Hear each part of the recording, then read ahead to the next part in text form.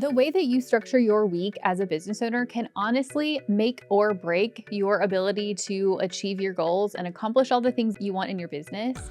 This is such a common client question that comes up where I have people who ask me about things like, I just never seem to get everything done. I tend to overschedule and overcommit myself. I have things pop up all the time that prevent me from actually being able to get my work done.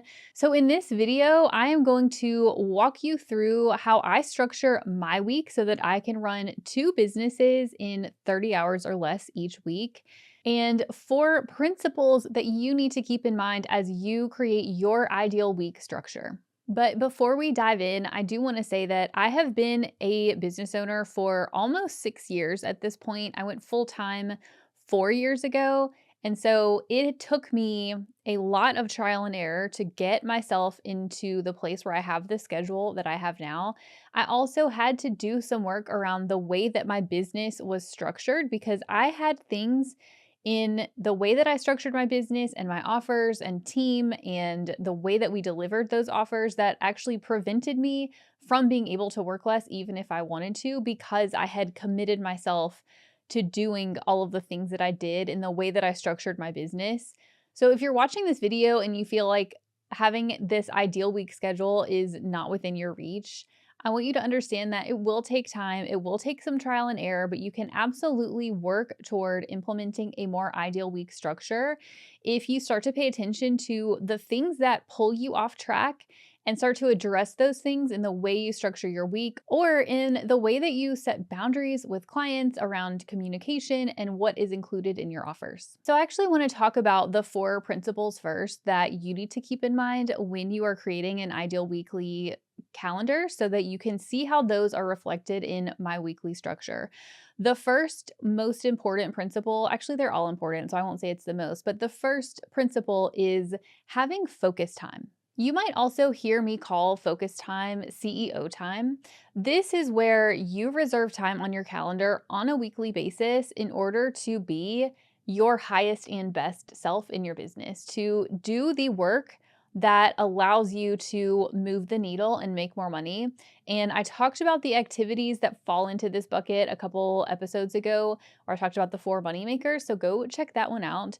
But basically, if you don't have focus time, uninterrupted focus time on your calendar on a weekly basis, it's going to be basically impossible for you to do the big picture strategic things that are going to move your business forward. You might also hear focus time called being in a flow state. This is where you get so deep into your work and it's something that's really aligned with the things that you love to do. It's work that is pushing you a little bit beyond the edge of what you're comfortable with. So it could be like creating a new project or a new strategy, but it's something where you start to lose track of time. This is what we call being in the flow state. And there's whole books that have been written about the flow state, so I won't go into it all here. But it's really something where the more of this time that you have being in flow state during your week, the more you are going to feel like your business is aligned with the type of work that you want to do. So you've probably heard the stats on how long it can take for somebody to get into a flow state, but you probably want to allocate at least 90 minutes up to 4 hours of a chunk of time, and I mean an uninterrupted chunk of time where you can sit down with no meetings, with no email, no Slack, no social media, and really have the time to dig into a project because you're going to make more progress if you have that dedicated time versus if you try to slide in 30 minutes or 60 minutes here and there. The second principle that you need to remember is rest. You have to build rest and recovery time into your calendar on a weekly basis.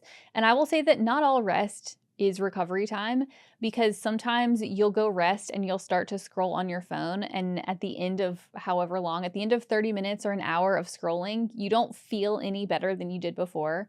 But the more you grow your business, the more you step into your CEO role, the more that you are going to need to have more rest time because having the energy to show up in that way is going to require you to take more time to rest. And so you can't just sit at your computer screen for 60 hours a week like we used to be able to do. I used to be able to do this in corporate where I would be able to work 50, 60 plus hour weeks and not really blink an eye.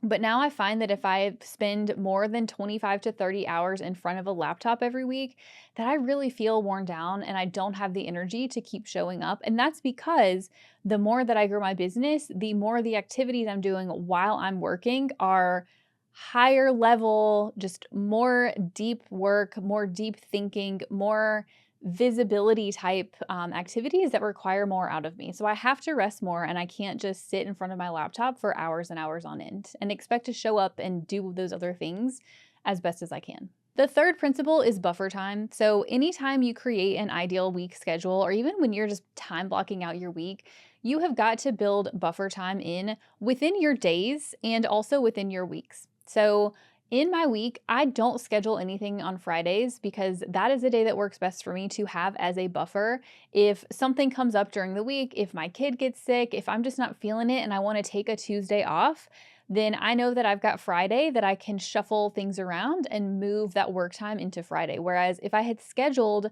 Monday through Friday, every single minute of every single day within an inch of my life, I would not have that buffer time so that if something did come up, that I had the space to move those activities into without screwing up the whole rest of my week. And then the fourth principle is stacking. So as you're creating your week, you want to do your best to stack similar activities together so that honestly, for one, you have more of a chance to even get into flow state rather than hopping around from one thing to another every 30 minutes to an hour. If you can get chunks of time where you're doing the same activity over and over again, you're going to do it with a lot more efficiency. So those are the four principles I think you need to consider as you build out an ideal week. But I do want to say, before you can have an ideal week, you need to structure your business to allow you to have more flexibility and control over your own time.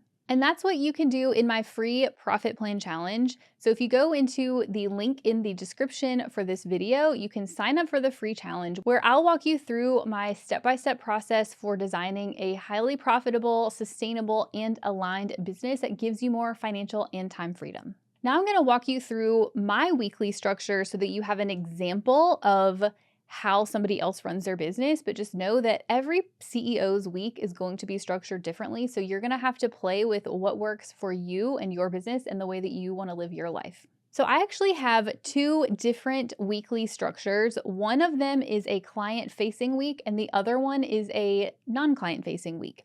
Actually, in both weeks, I do have coaching calls for my coaching programs, but when I say client-facing, I really mean my one-on-one private clients or my clients in my accounting firm that I do one-on-one meetings with. So in my client-facing weeks, I condense all of my one-on-one client meetings into those weeks, which means that I have at least 2 weeks every month where I don't have one-on-one client meetings. The reason that I decided to do this is because I find that for me, my energy levels after one-on-one client calls are pretty low because I put a lot of energy into the client meetings themselves.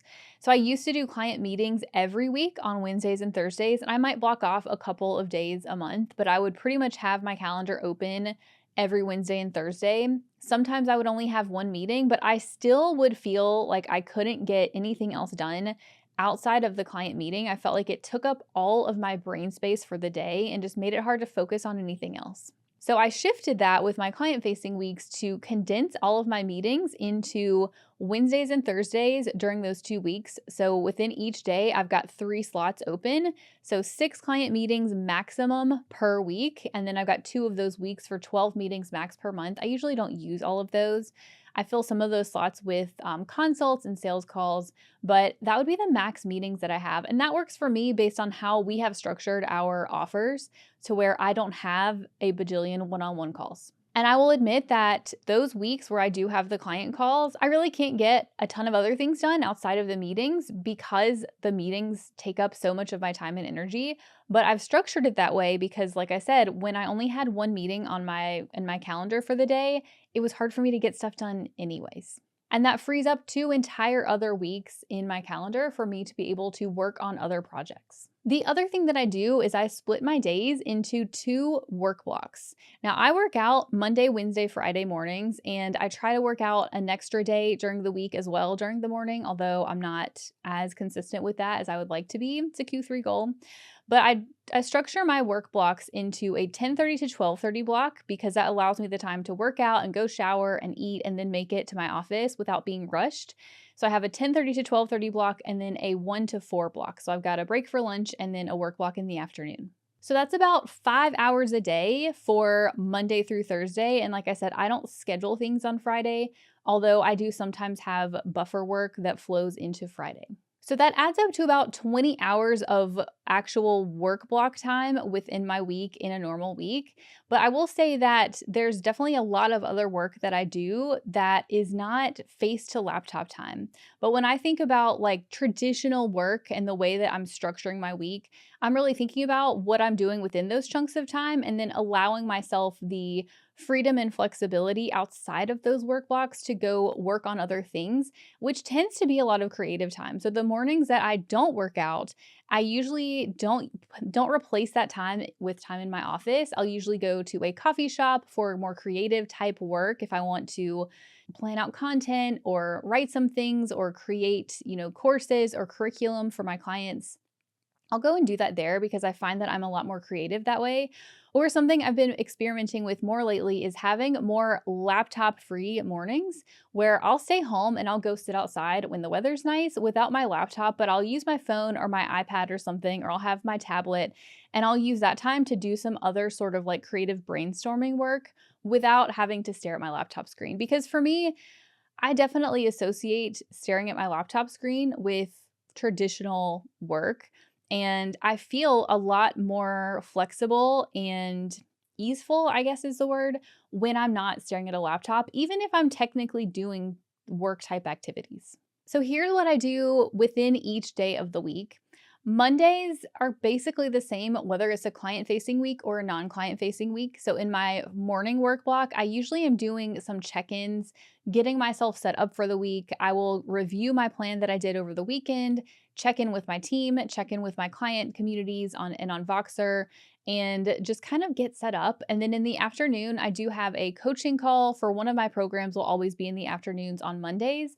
And then I've got a little bit of time after that that I use for different projects, sometimes content creation, but I'm pretty flexible with what I put in that work block.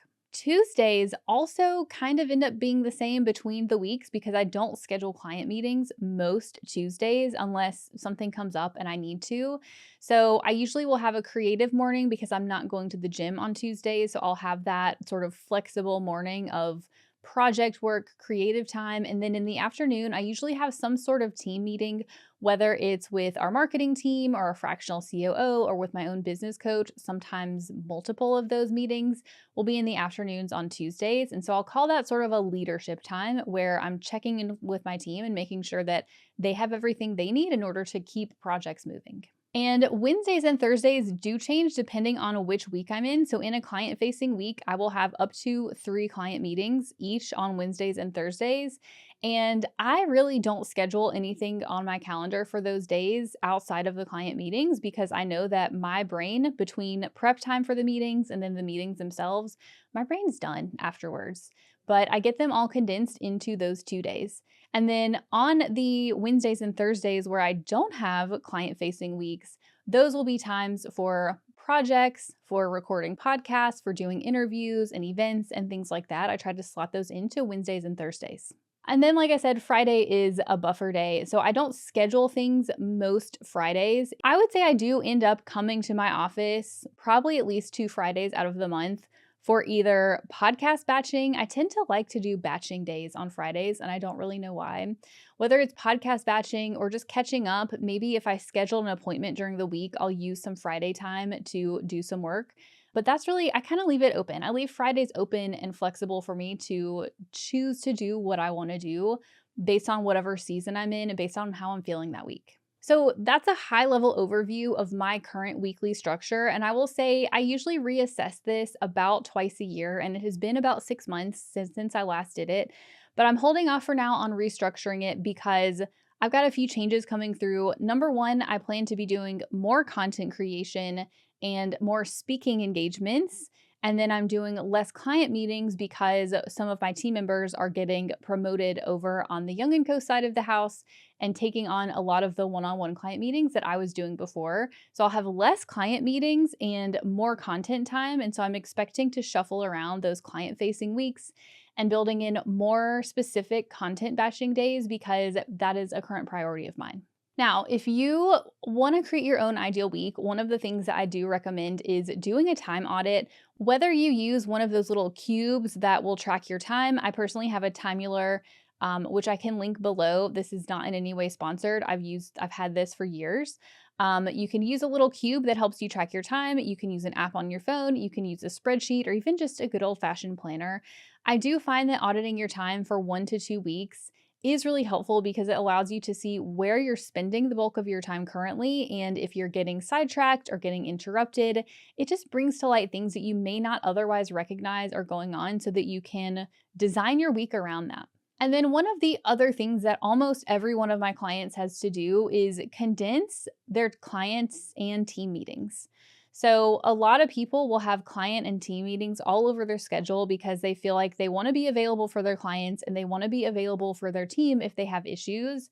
But this will eat into your focus time and your rest time so fast. So I always would recommend starting with looking at the way that you schedule your clients and your team throughout your week and seeing if you can condense those down so that you have more focused meeting time and then more open space for focus time and rest. That's it for this video, y'all. I hope you enjoyed it. And don't forget, if you want to restructure your business to make it possible for you to have more flexibility in your week, definitely go do my free profit plan challenge at sarahhyoung.com/profit plan.